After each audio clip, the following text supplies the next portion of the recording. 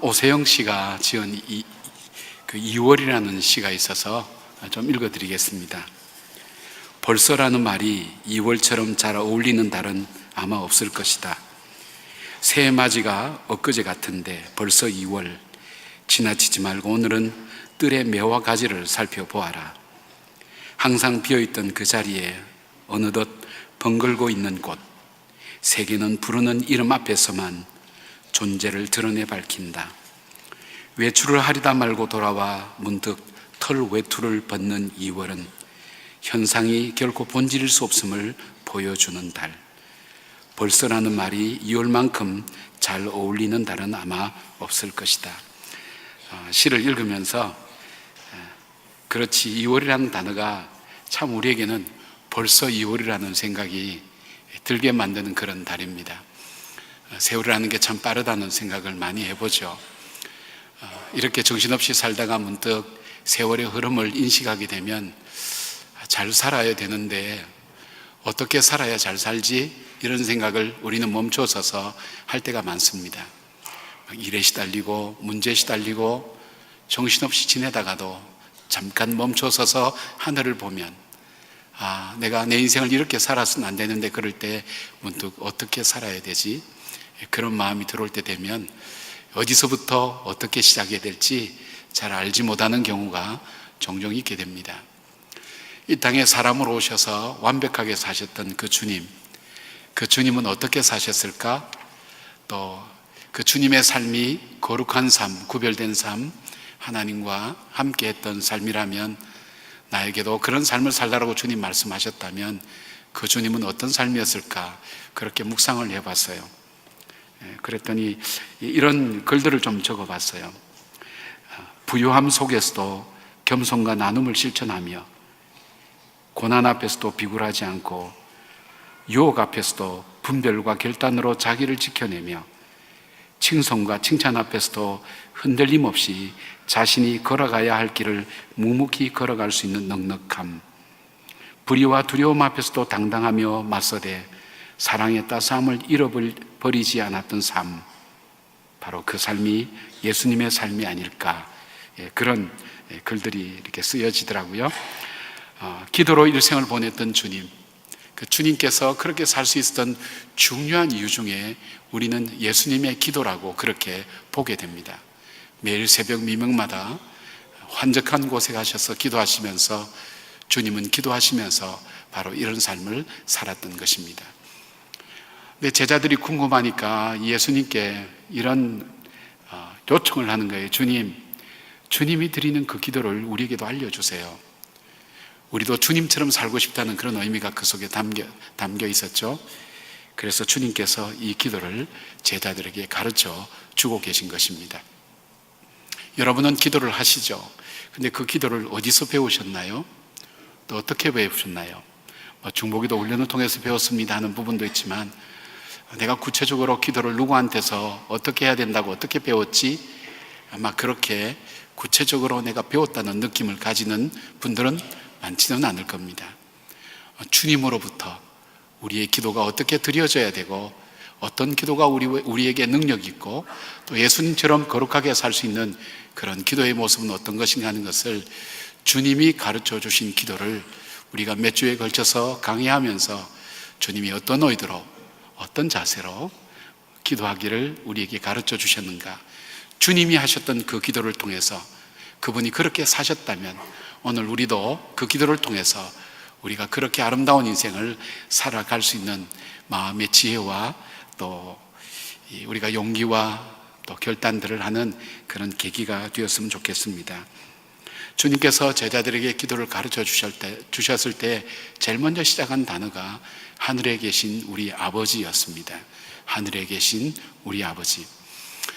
우리가 지금 생각하면 이 기도는 너무나 우리가 평범하게 일상생활 속에 해왔기 때문에 하늘에 계신 우리 아버지라는 표현이 쉽게 아무런 마음에 걸림 없이 자연스럽게 나올 수 있지만, 그 당시에는 이 기도가 굉장히 의미가 있었습니다.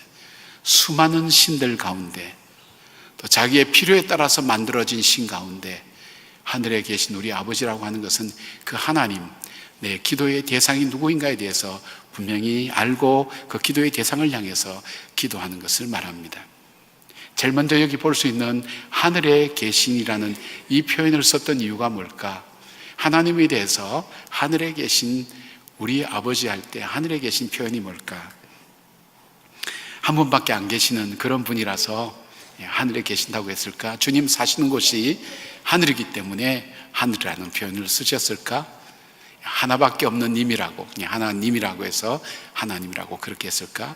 하늘에 대한 의미가 무엇일까? 왜 그런 표현을 썼을까 할 때에 하늘에 계신 우리의 아버지라고 부를 때 가장 중요하게 주님께서 우리에게 기억하고 고백해야 될 우리 마음에 중요한 것은 뭐냐면 창조주 하나님과 하나님의 절대 주권에 대한 우리의 고백이 먼저 하나님을 향하여 올려져야 된다는 것을 말씀하고 있는 것입니다. 이 말은 뭐냐면 내가 기도하는 그 대상이 나를 창조하신 하나님입니다.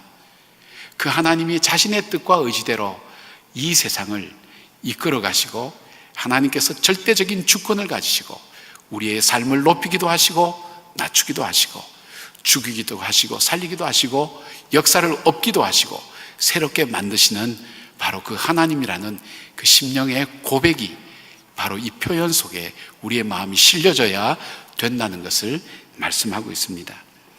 우리 바리새인과 서기관의 기도 속에는 이보다 더 훌륭한 미사 요구가 참 많았지만 그들의 중심 속에 하나님의 절대적인 절대 주권에 대해서 그들이 인정하지 않았어요. 그들은 종교 생활을 통해서 그들에게 주어진 유익을 따라 했고 습관을 따라 했지 마음 깊숙한 곳에 하늘에 계신 우리 아버지 부를 때 하나님은 창조주십니다. 나를 지으신 분이고 이 땅을 지으신 분입니다. 그리고 이 세상은 주님의 절대 주권에 의해서 움직여지고 그 절대 주권이 주님께 있습니다는 그 고백이 바로 드려지는 기도를 주님은 원하셨다는 것입니다. 시편 115편 3절에 보면 이 말씀이 있습니다. 오직 우리 하나님은 하늘에 계셔서 원하시는 모든 것을 행하셨나이다. 하나님이 원하시는 것을 다 행하시는 분이라는 것. 그 다음에 15절 보니까 너희는 천지를 지으신 여호와께 복을 받은 자로다. 하나님께서 자기 절대 주권과 천지를 지으신 분이라는 그 고백이 시편 기자의 고백 속에 늘 들어있습니다. 시편 33편 13절에 보니까 여호와께서 하늘에서 감찰하사 모든 인생을 보심이며 바로 그 하나님은 우리를 보고 계시고 알고 계시고 듣고 계신 분이라는 그 믿음의 고백이 바로 이 기도 속에 들어가야 된다는 것입니다. 여러분, 욥이 그 고난을 어떻게 이겨낼 수 있었을까? 그 고난 가운데서도 그 믿음을 붙들고 고난을 이겨내며 하나님의 사람으로 여전히 아름답게 그 고난이 그 인생을 더욱더 힘차게 아름답게 우리에게 교훈이 되고 신앙의 본이 될 수 있었을까 할 때 그가 그 고난을 이겨낼 수 있었던 중요한 고백, 양보하지 않고 타협하지 않으면서 자기 마음속에 묻어두었던 진실된 고백이 바로 하나님의 절대 주권이었습니다. 욥기 1장 21절에 욥은 이렇게 얘기합니다. 이르되 내가 모태에서 알몸으로 나와사온즉 또한 알몸이 그리로 돌아가올지라 주시니도 여호와시오 거두시니도 여호와시니 여호와의 이름이 찬송을 받으실저다 하고 이 모든 일에 욥이 범죄하지 아니하고 하나님을 향하여 원망하지 아니하니라. 욥에게 일어나는 일을 욥도 이해도 못하고 주변 사람도 이해도 못하고 오늘 우리가 보는 우리도 이해를 못하는 일들이 일어난 거예요. 비극의 비극들이 계속해서 연속해서 일어납니다. 집안이 무너지고 망하면서 계속해서 자녀들도 죽어나가고 결국은 아내도 떠나가고 자기 몸에 질병이 걸리는 이유를 찾아볼 수가 없는 거예요. 왜 이런 일이 나에게 일어나지? 세상이 우리에게는 어떤 권선징악이나 이런 사상으로 우리는 이 세상을 살아가고 있잖아요. 그런데 이런 일이 자기한테 일어나는 것 자체가 이해를 못하는 일이에요. 그러면 이해 못하는 일이 일어나면 우리 속에 자연스럽게 찾아오는 것은 원망과 불평입니다. 그리고 불신이 우리 마음속에 자연스럽게 찾아오지만 욥은 이 절대자 하나님에 대한 잘못된 생각과 마음을 가지고 범죄하지 않는다 그랬어요. 그가 끝까지 붙들고 있었던 것이 그거였어요. 내가 다 잃어버린다 할지라도 하나님께서 알고 계시고 하나님께서 이 모든 것을 주관하시고 하나님이 갖고 가시겠다는데 나에게는 아무 권한이 없다는 거예요. 하나님이 주시겠다는데 아무 권한이 없는 거예요. 하나님이 높이시겠다는데 우리는 이유가 없는 거예요. 하나님이 낮추시겠다는데 우리는 이유가 없는 거예요. 하나님이 절대적으로 하시는 하나님의 고유 권한임을 고백하는 그 신앙 고백이 우리들 속에 있어야 된다는 거예요. 여러분, 다니엘과 세 친구가 이 느부갓네살 왕이 만든 신상에 절하지 않는다고 풍물불 속에 들어갔어요. 근데 왕이 이 세 친구를 너무나 아꼈어요. 그래서 들어가기 전에 이들을 다시 권고하는 말을 할 때 이들이 왕에게 이렇게 대답합니다. 다니엘 3장 17절부터 18절. 왕이여, 우리가 섬기는 하나님이 계시다면 우리를 맹렬히 타는 풍물불 가운데서 능히 건져내시겠고 왕의 손에서도 건져내시리다. 그렇게 아니하실지라도 왕이여, 우리가 왕의 신들을 섬기지도 아니하고 왕이 세우신 금신상에게 절하지도 아니할 줄을 아옵소서. 여러분, 이들이 이렇게 얘기할 때는 이렇게 이야기할 수 있는 상황이 아닙니다. 지금 우리는 왕이라 그러면 상대적으로 민주주의화가 됐기 때문에 절대 왕에 대한 존재가 우리 마음속에 발이 없지만 이 당시에는 왕이 신이었습니다. 근데 중요한 것은 이 왕이 이 세 친구를 너무너무 사랑했다는 거예요. 귀하게 여겼다는 거예요. 지방으로 내려보내지 않고 식민지에서 데리고 온 이 세 청년들을 너무너무 아끼고 사랑해서 중앙정부의 관리로 세워서 다스리게 하는 왕의 특별한 총애와 사랑을 입었다는 거예요. 여러분, 우리가 살면서 배신하기 어려운 게 뭘까요? 내가 감당하기 어려운 그 사랑을 받았을 때 그 사랑을 거절하고 그리고 포기한다는 것은 참 어렵습니다. 내가 이 사랑을 받았는데 이분이 부탁할 때 이것을 안 들어줄 수 없죠. 그것이 사람의 인지상정이죠. 동일한 마음이죠. 그 왕에게 엄청난 신세를 진 젊은이들이에요. 두 번째, 이 젊은이들 마음속에는 꿈이 있었어요. 하나님께서 이 나라와 이 백성을 다시 허락해 주실 때 이 나라가 망한 이유를 이 역사에 정통한 이 젊은 석학들, 이 친구들은 우리나라 역사, 이스라엘이 왜 망했는지를 그들은 알고 있었어요.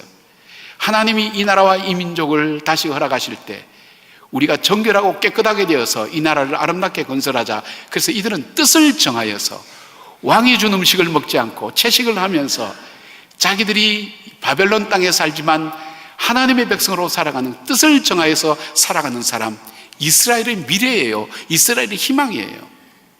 그리고 또 하나 중요한 것은 생명은 두 개가 아니에요. 한 개밖에 없어요. 여기서 죽으면 더 이상 회복할 수 없어요. 근데 그들 속에도 포기하지 않았던 한 가지가 있었어요. 우리가 죽든 살든 하나님의 절대 주권 속에 있다고. 그 하나님을 나는 포기하거나 부인하지 않는다는 사실, 그것이 그들로 하여금 마음속에 깊게 자리 잡은 신앙 고백이었습니다. 하나님은 그것을 우리에게 보기를 원하십니다. 예수님께서도 마지막 십자가를 지시기 전에 겟세마네 동산에 가서 기도하실 때 이런 기도를 드리지 않습니까? 마태복음 26장 39절. 조금 나아가사 얼굴을 땅에 대시고 엎드려 기도하여 이르시되 내 아버지여, 만일 할만하시거든 이 잔을 내게서 지나가게 하옵소서. 그러나 나의 원대로 마옵시고 아버지의 원대로 하옵소서 하시고, 내 판단과 내 생각과 내 계획이 있다고. 그러나 하나님께서 하시겠다면 나는 이거 다 내려놓겠다고. 순종하는 것밖에는 없다고. 주님, 그러나 한 번만 봐달라고, 통촉해달라고. 내가 너무 고통스럽고 힘들다고. 그러나 내 뜻대로 되는 것이 아니라 아버지 뜻대로 되는 하나님 앞에서의 절대 순종이 하나님의 절대 주권을 인정하는 데서부터 나오는 것을 보게 됩니다. 여러분, 우리의 신앙의 핵심과 근거를 이루고 있는 가장 중요한 것은 바로 이겁니다. 하나님의 절대 주권입니다. 저는 상담을 하면서 수많은 사람, 우리 자신이 그렇게 겪기도 하고 상담하면서 수많은 사람들이 어려움과 위기를 극복하면서 어려움과 위기 앞에서도 흔들리지 않고 믿음을 지킬 수 있었던, 극복할 수 있었던 중요한 이유가 뭐냐, 또 그가 부유하고 평안할 때도 흔들리지 않고 요동치지 않고 그 가운데서도 믿음의 사람으로 살 수 있었던 그 중심이 뭐냐면, 주신 이도 하나님이시라고, 거둬가신 이도 하나님이시라고, 하나님께 이 모든 계획이 있다고. 굉장히 중요한 신앙 고백이라고 생각합니다. 저희 가정도 이해하지 못할 하나님께서 고통과 아픔을 줄 때 이건 아무리 봐도 이해하지 않는 거예요. 하나님 언페어예요. 공정하지 않아요. 하나님 이럴 수가 없어요. 우리에게 그럴 수 없어요. 계속해서 연이어 다가오는 시험과 어려움 앞에 아니 여러 사람 골고루 돌아가면서 문제를 좀 나누어도 주고 그렇게 하면 좋은데 저한테만 집중적으로, 저희 가정에만 집중적으로 문제와 어려움을 계속 던지는 것 같으니까 마음에 분 같은 게 올라오는 거예요. 분노가. 집사람하고 둘이 앉아서 그 얘기를 했어요. 여보, 그냥 믿어버리자. 우리 믿어버리자. 하나님이 자기 마음대로 하시겠다는데 우리가 무슨 얘기를 하냐. 그것도 반박할까 봐 토기장인가 토기를 만들었다가 깼다가 그걸 살렸다가 하는 것도 토기장이 마음대로 한다고 그 비유까지 주면서 말도 하지 말라고 그렇게 얘기한 분한테 우리가 뭘 항의할 게 있겠냐. 또 하나, 자기가 하고 싶은 일 하시기 위해서 자기 아들까지 십자가에 못 박아 죽이는 분한테 우리가 얘기해봐야 무슨 소용이 있겠냐. 그렇잖아요. 얼마나 독한 분이에요. 그죠? 인간적으로 한번 생각해봐요. 자기가 하고 싶은 하기 위해서 독생자 아들까지 십자가에 못 박아가지고 나의 아버지 하나님 어찌하여 나를 버리시나이까 하는데도 귀도 막고 그냥 그 일을 그대로 죽도록 내버려 둔 거예요. 대단한 분이에요, 여러분. 자기가 하고 싶은 대로 하시는 분이에요. 그 하나님 앞에 우리가 항의해봐야 무슨 소용이 있겠냐. 우리가 그냥 믿어버리자. 근데 감사한 거는 그 하나님이 그렇게도 하시지만 우리가 이해하지 못하는 일도 우리에게 주시지만 하나님이 사랑이라 그러니까, 하나님의 계획이 있다니까, 하나님의 섭리가 있다니까 그건 믿자. 그 하나님 선하시다는 건 얼마나 다행이냐. 그냥 믿어버리자. 근데 사실 보면 그 믿음 속에서 사실 회복의 시작이 이루어졌어요. 제 마음속에 회복의 시작이 이루어졌고 그 문제가 저로 하여금 죄를 짓게 만들거나 잘못된 길로 가거나 포기하게 만들거나 좌절하게 만들지 않고 그 문제를 잘 이겨내면서 세상 말로 내공이 길러진 거예요. 내공이. 감당할 만한 힘이 내 속에서 이루어진 거예요. 여러분, 하늘에 계신 그 신앙 고백할 때 쉽게 생각하지 말기를 바랍니다. 여러분, 우리가 주기도문 찬양할 때도 하늘에 계신 할 때 그냥 가사니까 그렇게 하지 말고 거기에 고백이 실려야 되는 거예요. 맞아요, 하나님. 하나님께서는 절대 주권을 가지신 분입니다. 내 인생의 절대자입니다. 나를 죽이기도 하시고 살리기도 하시고 높이기도 하시고 낮추시기도 하시고 갖고 가시기도 하시고 주시기도 하시는 분이 하나님입니다. 이 고백이 우리 속에 진실로 고백으로 드려지지 않으면 내 신념과 내 계획과 내 경험이 내 마음속에 주인이 되어 있단 말이에요. 하나님은 그 기도를 듣지 아니하세요. 사두개인과 바리새파 서기관들의 기도를 주님께서 듣지 않고 이 독사의 자식들 하신 중요한 이유 중에는 하나님의 그 절대 주권을 인정하지 않는 그들의 불신앙의 공간이 그들의 믿음 속에 가득 있었기 때문에 믿는 것 같지만 그 안에 있는 불신앙의 공간이 그들의 기도를 주님께서 보시면서 회칠한 무덤이라고 말씀하셨던 이유가 거기에 있습니다. 사랑하는 여러분, 우리가 기도할 때 하늘에 계신 날 때 하나님 맞습니다. 나의 절대자입니다. 우리에게 필요한 삶은 뭘까요? 순종입니다. 그리고 복종입니다. 그리고 감사한 것은 그분이, 그 절대 주권을 가진 그분이 우리를 사랑하셔서 자기 아들을 죽이기까지 우리를 귀하게 여기신다는 그 사실들이 얼만큼 다행스럽고 귀한 것인가 하는 것을 우리가 이 고백을 통해서 함께 들을 수가 있습니다. 하늘에 계신, 이제는 여러분이 이 찬양, 이 고백, 우리가 이 기도 드릴 때에 하나님은 나의 삶의 주인 되십니다. 절대자 되십니다. 오늘도 내 삶을 주관하시는 하나님 되십니다는 그 고백과 함께 드려지는 그런 기도가 되기를 바랍니다. 그 다음에 주님께서 가르쳐 주신 것이 뭐냐면 우리라는 의미를 쓰셨어요. 우리 아버지라고 하셨어요. 우리 아버지. 우리라는 것은 개인적인 것이 아니라 이 공동체입니다. 여기에 해몬이라는 이 단어는 하나님이 나만의 독점물이 아니라는 거예요. 예수 그리스도를 나의 구세주와 주님으로 영접한 저 사람의 하나님도 되신다는 거예요. 저 사람이 나와 관계가 괜찮으면 하나님은 나의 하나님도 되시고 하나님 저 사람도 하나님의 되시고 절대적인 관계예요. 하나님과의 관계가.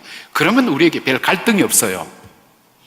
근데 내가 옆에 있는 저 인간이 하나님을 믿는다면 나는 예수 안 믿는다고 우리가 그렇게 생각할 때 있잖아요. 여러분, 밀양이라는 영화도 있지만 옛날에 제가 있던 교회에 그 장로님이 그 일 담당했던 그 교감생으로 계시다 그만두신 그 장로님 계신데 무슨 일이 있냐면 체육교사인데 그 아이를 유기해서 아이를 죽였어요.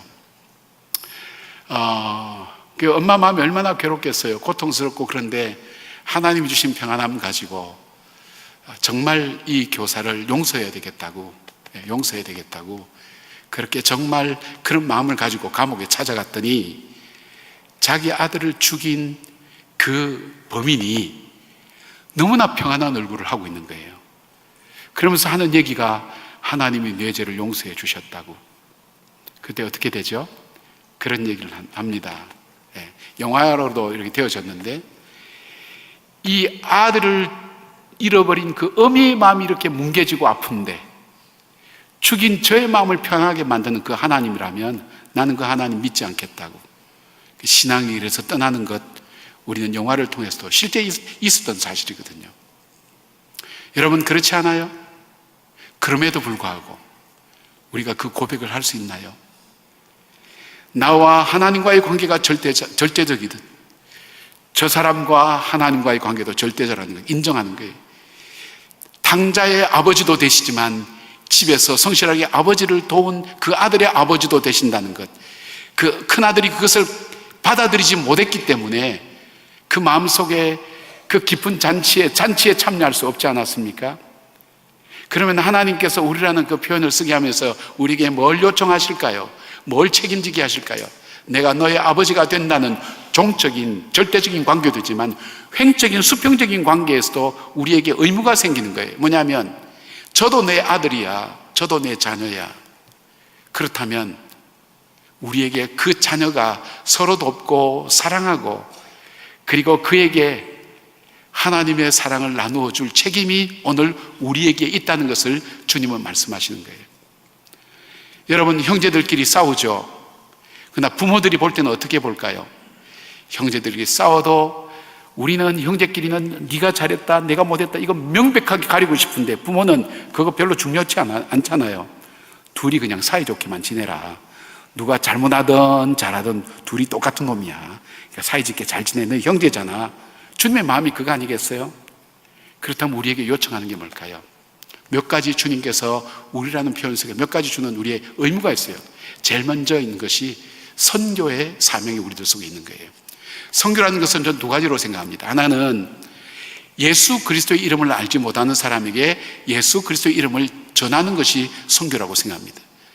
이 아버지가 참 나의 아버지인데, 이 아버지가 나를 사랑하시고 나의 진정한 아버지인데, 내 삶의 인생이신데 그걸 알지 못하는 사람에게 이 사실을 알려주는 것, 이게 복음을 증거하는 거예요. 이 사명이 우리들 속에 있는 거예요.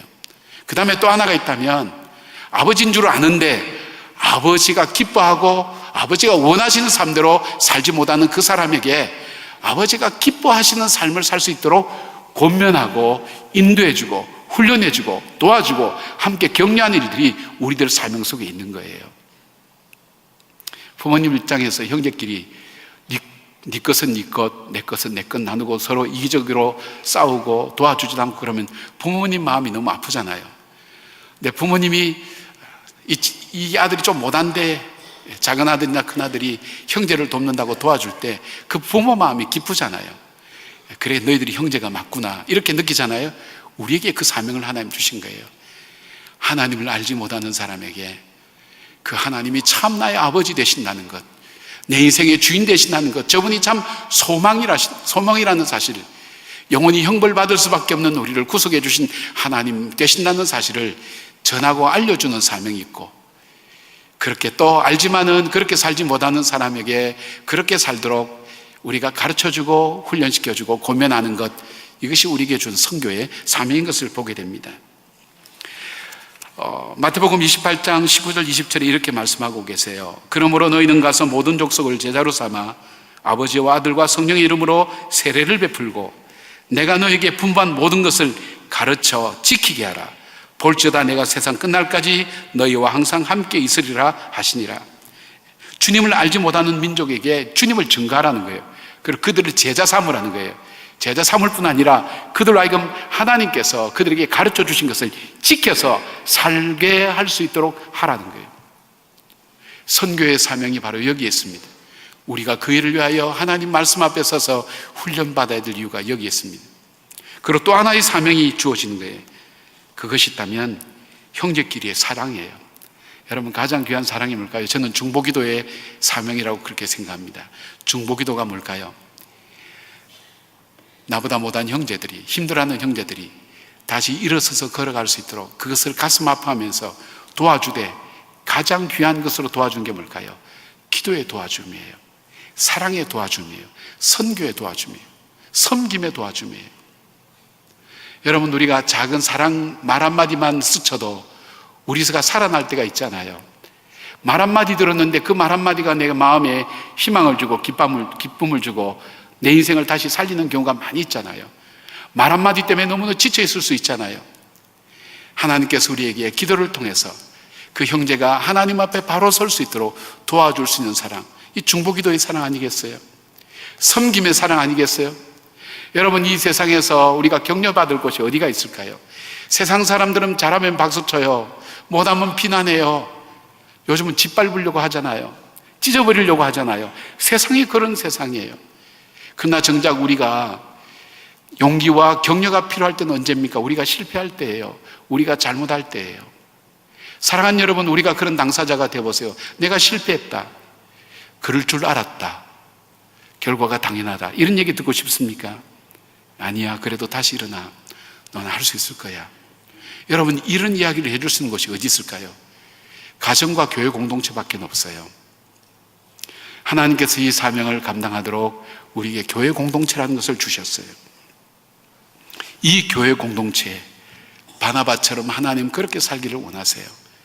보이지 않지만 사람들은 초대교회에 이 요셉이라 하는 이 바나바가 이 권위의 아들, 권면하는 아들, 사람들이 바나바만 만나고 나면 용기가 생기는 거예요. 바나바만 만나고 나면 희망을 갖는 거예요. 그래서 그 바나바에 대해서, 요셉에 대해서 너는 바나바다, 위로의 아들이다, 그렇게 이름 붙여, 별명 붙여준 거예요. 그를 통해서 그 공동체가 살아나고 교회가 회복되는 역사 일어난 거 아니겠어요? 이것이 주님께서 말씀하신 서로 사랑의 계명이라고 저는 그렇게 믿어요. 교회 안에서 이루어져야 될 우리 아버지 할 때 우리 속에 뭘까요? 서로 사랑의 그 마음들이 우리 속에 이루어지고, 이 사랑은 중보기도로, 섬김으로, 격려와 이렇게 세움으로 우리에게 세워져 가는 것을 보게 됩니다. 여러분, 우리가 이 기쁨 나누는 상자나 사랑의 쌀, 왜 우리도 빚 많은데 그걸 하느냐, 무슨 별내의 교회를 세워가지고 돈도 없는데 이렇게 힘든 일을 하느냐, 이렇게 생각하는 분 계실 거예요. 이건 타산상 맞질 않아요. 그렇죠. 그러나 사명이기 때문에 하는 거예요. 하나님께서 우리에게 명령하셨기 때문이에요. 힘들어도 어려워도. 우리 장로님 중에 이런 표현 쓰십니다. 주님 말씀이 부담스럽더라도. 그런데 전 참 그 공감했어요. 우리 주님 말씀이 굉장히 부담스러울 때가 많아요. 그럼에도 불구하고 하나님께서 우리에게 말씀하신다면 그것을 순종하는 것, 그것을 위해서 내 모든 것을 함께 바치는 것, 그것이 바로 우리의 고백과 우리의 삶이 일치하는 거라고 저는 그렇게 믿어요. 저는 참 목회를 하면서 정말 가장 힘든 것이 선교라고 생각해요. 지 생각, 지 마음, 지 가치관, 지가 가지고 있는 신념 갖고 있는 인간에게 찾아가서 그게 아니라고 바꾸는데 정말 힘들어요. 정말 힘들어요. 네 생긴 대로 그냥 그렇게 살아라, 이렇게 포기하고 싶을 때가 너무 많아요. 그렇지만 그렇게 아니야. 그렇게 살면 당신 죽어. 하나님께서 말씀에 따라, 주의 말씀을 네 발의 등이요 네 길에 빛으로 삼고, 말씀을 따라 우리가 살아가야 돼. 끊임없이 권면하고 이끌어가고, 그리고 설득하고 하는 이 작업들, 내 힘으로 안 되니까 기도하고, 안 되니까 금식하고, 그를 붙들고 사랑하는 이 일들이 얼마나 힘들고 고달픈 일인지 알 수가 없어요. 우리 목자들 보면 얼마나 귀한지요. 그러면서 그 마음을 돌이켜서 죽을 마음을 다시 살리게 만드는 일들을 우리가 지금 하고 있는 거예요. 이게 교회 공동체예요. 선교, 복음을 전하는 일들이 여러분 얼마나 힘든지 몰라요. 돈도 낭비가 많아요. 선교 안 하면 저도 참 좋을 것 같아요. 그러나 주님 앞에 하나님, 선교가 너무 힘들어요. 그렇지만 사명이기 때문에 순종할게요. 그렇게 사는 거예요. 왜? 우리의 신앙 고백 속에, 주님께서 가르치는 기도 속에 이것을 하라고 말씀하시니까. 사랑하는 여러분, 오늘 여러분 속에, 우리들 속에, 우리 교회가 주님께서 우리 아버지라고 했을 때, 아버지를 알지 못하는 사람에게 그 아버지를 증거하고, 아버지 말씀대로 살지 못하는 사람에게 그 말씀대로 사는 놀라운 은혜와 복을 받을 수 있도록 전하는 이 사명을 꼭 기억하시길 바랍니다.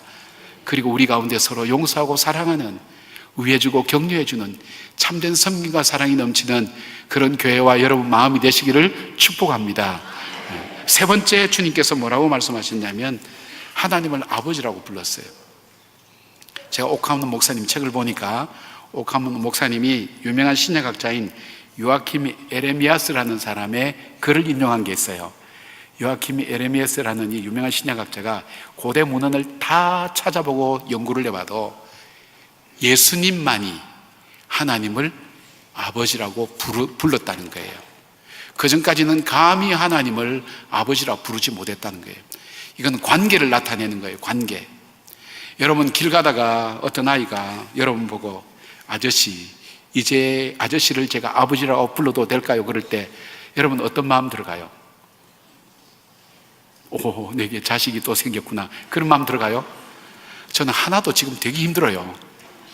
네, 하나도 힘들어요. 자식에 대한 그 책임감이 딱 들어오잖아요. 아무에게나 아버지라고 부르도록 그렇게 허락하지 않아요. 여러분, 여기 그런 분 계세요? 뭐 고아의 아버지 그렇게 얘기한다 할지라도 너는 오늘부터 내 아버지라고 불러, 그렇게 잘 하지 않아요. 근데 그 존귀하신 하나님께서 천하고 미련한 우리에게, 죄로 말미암아 멸망당할 우리에게 이렇게 부르라는 거예요. 아버지라고 불러.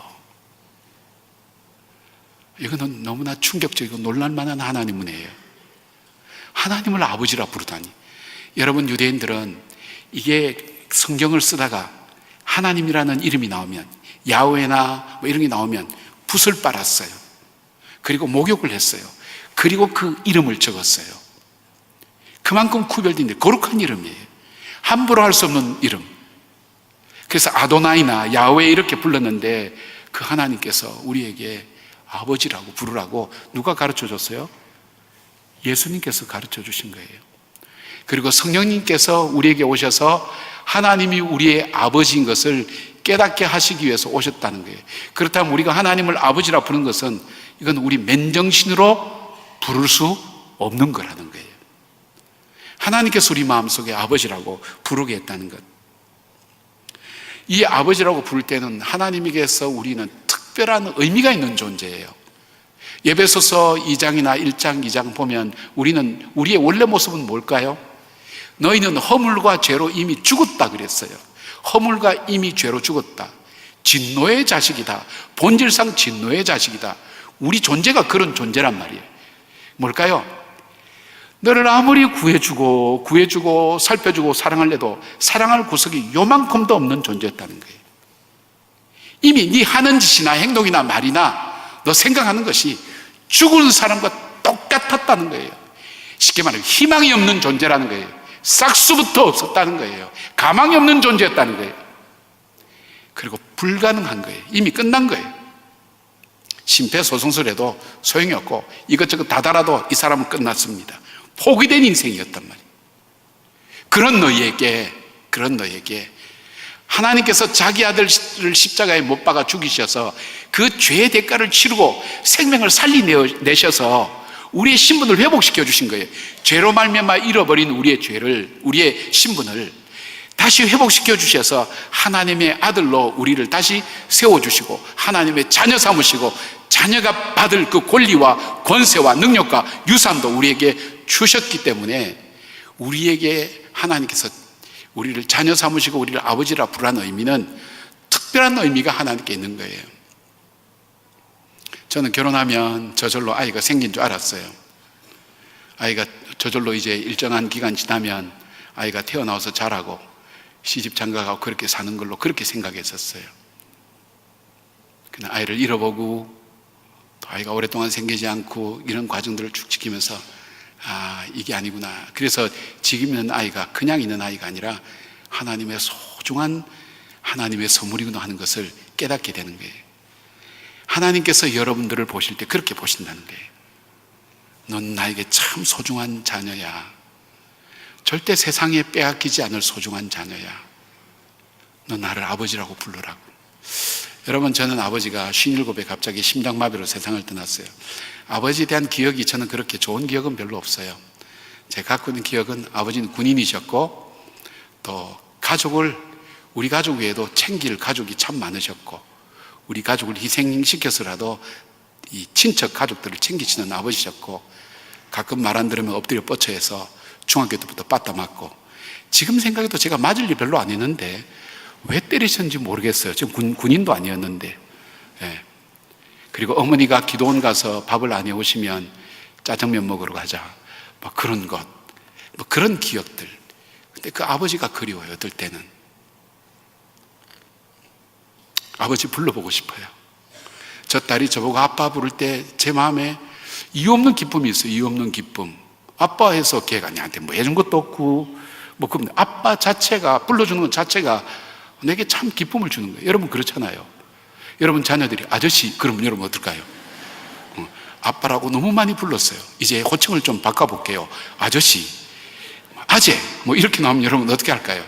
그냥 아버지 소리는 안만 들어도 기쁘잖아요. 부르는 그 호칭 자체가 기쁨이 있어요. 여러분, 우리가 하나님께 아버지 부를 때 하나님 얼마나 기뻐하실까요? 너는 나에게 특별한 아이야. 다들 우리 자녀가 특별한 아이들이죠. 그러나 그 중에서도 특별한 아이가 있잖아요. 얘기 들어보면 사연이 다 있어요.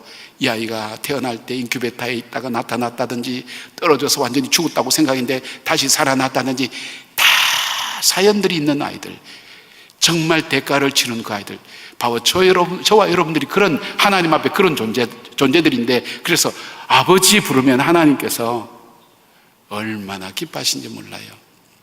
너가 정말 나를 아버지라고 부르고 그렇게 믿고 있구나. 근데 이 아버지가 어떤 분인지 성경을 이렇게 살펴보니까 아버지가 갖고 있는 몇 가지 특징이 있어요. 무서운 아버지가 아니라 아버지는 용서하시는 아버지예요. 70번씩 7번이라도 내가 잘못한 것 있어도, 참 저도 죄 많이 짓거든요. 어떨 때는 하나님 제가 목사입니까? 전 목사가 아닌 것 같아요. 목상 같아요. 목상. 하나님. 근데 참 앞에 설 때마다 감격이에요. 제가 기도식 할 때 하나님 주님 앞에 감히 아버지라고 부를 수 없는, 그럴 때 그게 그냥 드리는 말씀이 아니라 양심상 하나님, 저는 하나님 자녀다운 삶을 살지 못했어요. 제 마음속에 하나님, 그런데도 저를 용서해 주시고 불러주시고 제 자리를 회복시켜 주시는 거예요. 하나님 자녀의 자리로 회복시켜 주시는 거예요. 용서하시는 하나님. 여러분, 우리가 용서하지 못하는 사람은 어떨까요? 보고 싶지 않아요. 나와도 고개 돌려요. 내가 용서하지 않는 사람이 선물 보내면 여러분 받아요? 여러분은 선물은 받고 고개도 돌리는 모양이네요. 보내온 것조차도 보기 싫어요. 그죠? 예. 하나님, 그런데 나를 용서하시기 때문에 내 죄와 허물을 보지 않고, 이 다윗의 고백이에요. 죄의 사함을 받고 허물의 가려움을 받는 사람은 복이 있도다. 하나님, 내 죄와 허물을 보지 않고 나를 주 앞에 받아들이시는 그 하나님의 사랑, 그것이 다윗이 감격하며 불렀던 바로 그 노래였어요. 그 하나님의 사랑, 용서하시는 하나님이에요. 그리고 그 하나님은 뒤에 주님께서 가르쳐 주신 대로 우리를 공급해 주시고 보호해 주시는 하나님이에요. 때를 따라 우리에게 필요한 것을 공급해 주신 하나님, 일용할 양식을 공급해 주신 하나님, 악에서부터 우리를 건져주시고 시험에 들지 않도록 지켜주시고 보호하시는 그 아버지 하나님, 그리고 내 인생을 인도해 가시는 하나님이라는 것을 우리는 보게 된 게, 그분이 누군가? 우리 아버지라는 거예요. 아버지 이렇게만 불러도, 힘들고 어려울 때, 지칠 때 아버지 이렇게만 해도 어떨 경우에는 눈물이 쭉 흐르는 경우가 있잖아요. 하나님께서 우리로 하여금 아버지 삼아주신, 아버지로 부르라고 허락해 주신 그 하나님 아버지, 하늘에 계신 우리 아버지, 나와 아버지와의 관계를 얘기하는 거예요. 여러분, 여러분은 하나님 앞에서 얼만큼 영향력 있는 존재십니까? 한번 생각해 보셨어요? 관계라고 하는 것은 영향력이라고 볼 수 있잖아요. 내가 괴롭고 힘들고 내가 요청할 때 나하고 관계 있는 사람은 자기가 힘들어도 내 말에 움직이는 사람, 그 사람이 영향력 있는 사람이잖아요. 전 제 딸에게 굉장히 영향력 있는 사람이에요. 저도 전화가 무수히 오잖아요. 근데 제가 아무리 바빠도 꼭 받는 전화가 있어요. 제 딸에게 온 전화는 꼭 받아요. 안 받았다가 난리 나니까. 그 전화는 또 받고 싶어요. 딴 분은 조금 이따 전화드리겠습니다 이렇게 얘기해도 양해가 되는데 제 딸에게 온 전화는 꼭 받아요. 그만큼 제게 영향력 있는 존재예요. 제게 뭘 부탁하잖아요. 집사람하고 저에게 아빠 이거 해줘, 엄마 이거 해줘 그러면 다음에 이렇게 해주면 왜는 잊어버렸어. 네가 해달라 그랬잖아. 언제요? 얘기해놓고 잊어버려요. 아, 그때 그래요. 참 이야기하고 잊어버렸지만 저는 기억하는 거예요. 나에게 영향력 있는 존재가 내 자녀예요. 여러분, 그렇다면 오늘 하나님께서 보실 때 여러분은 하나님께 얼만큼 영향이 있는 존재예요? 하나님의 말씀에서 나는 얼만큼 움직이는 존재냐고요. 하나님은 나를 위해서 그 아들을 죽이기까지 나를 사랑하시고 내가 신음하는 소리까지 듣는 그 하나님인데 나는 하나님의 그 간절한 애절한 하나님의 부탁 앞에 얼만큼 영향력 있는 존재인가 하는 것을 우리는 알아야 되는 거예요. 그게 관계 아니에요? 관계. 난 너를 사랑해. 그런데 아무런 영향력이 없어. 그건 거짓말이에요, 여러분. 난 너를 사랑해 하는데 물질과 시간과 모든 헌신이 아무것도 뒤따라오지 않아. 그거 거짓말이에요. 사랑에 따르는, 관계에 따르는 부담이 돼도 그 부담은 기쁨이 되어서 우리가 감당해야 될 부분인 것을 보게 됩니다. 제가 참 친하게 지냈던 친구가 있어요. 한 20, 30년 지켜본 친구니까 오랫동안 지켜봤죠. 근데 이 친구에게 제가 의문이 하나 있었어요. 이 친구는 일찍 부모님을 여였어요. 저는 상담을 공부했기 때문에 부모님을 일찍 여인 사람들의 특징 중에 하나는 반드시 마음에 상처가 있어요. 상처가 있고 그 상처가 생활과 인격 속에 무엇인가 이렇게 나타나는 부분이 있어요. 그래서 상담을 할 때 물어봐요. 집안에 오랫동안 아팠던 사람이 있느냐? 또 부모님이 일찍 돌아가셨느냐? 이런 것을 종종 물어봐요. 왜냐하면 그걸 통해서 그 사람이 갖고 있는 상처나 아픔을 갖고 그 상처나 아픔이 자기 자신과 다른 사람에게 안 좋은 영향을 주고 있다는 것을 본인은 모르지만 상담자의 눈에는 보이는 것이기 때문에 물어봐요. 근데 이 친구는 한 30년 가까이 봐도 이게 없는 거예요. 사고가 균형이 딱 잡혀 있어요. 균형이 잡혀 있어요. 좌도우도 아니고 균형이 잡혀 있어요. 이게 참 힘들거든요, 여러분. 목까지 물이 차는 수영장에 파도 치는 데서 중심을 잡고 있는 거와 똑같은 거예요. 삶이라는 게. 그리고 어려움을 지탱해낼 수 있는 힘이 있어요.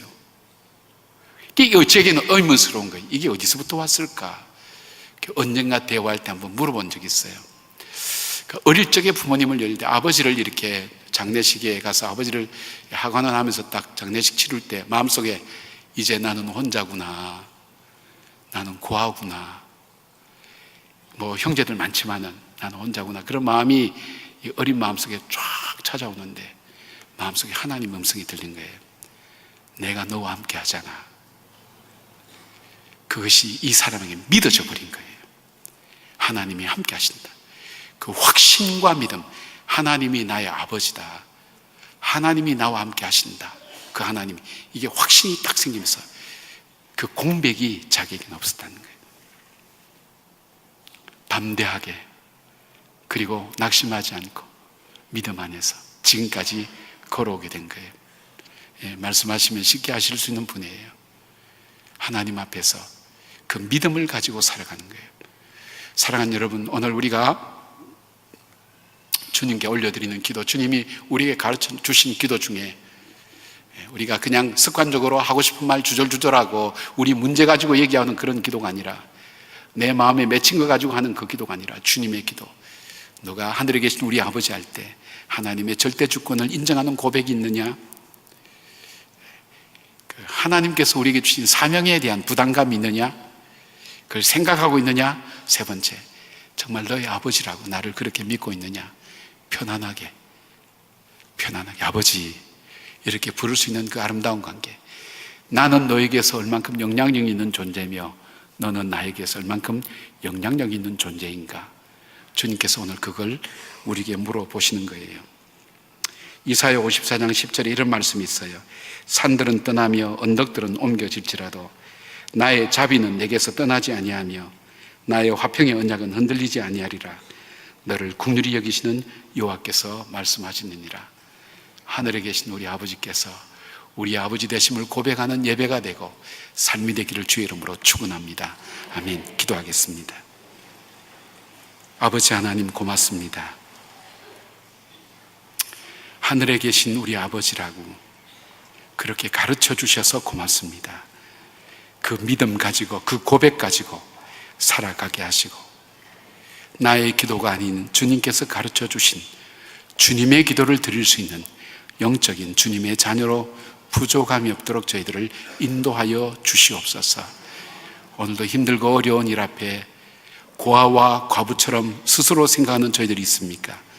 내가 너희를 고아와 과부처럼 버려두지 않겠다고 하신 주님, 내가 너를 나그네와 같이 버려두지 않겠다고 말씀하신 주님, 산들은 옮길지라도 나의 언약의 이 말씀은 옮겨지지 않는다고 약속하신 주님, 세상의 육신의 부모는 버릴지라도 나는 너를 버리지 않겠다고 약속하신 그 주님, 그 언약의 약속을 다시 붙들고 하늘에 계신 우리 아버지 다시 고백하며 나가는 주의 백성들 위해 담대하게 하여 주셨고, 우리 인생의 요단강이 갈라지며 인생의 홍해가 갈라지며 여리고가 무너지며 주의 역사를 이루는 하나님의 당당한 주의 자녀로 걸어가게 하여 주시옵소서. 예수님의 이름으로 기도드리옵나이다. 아멘.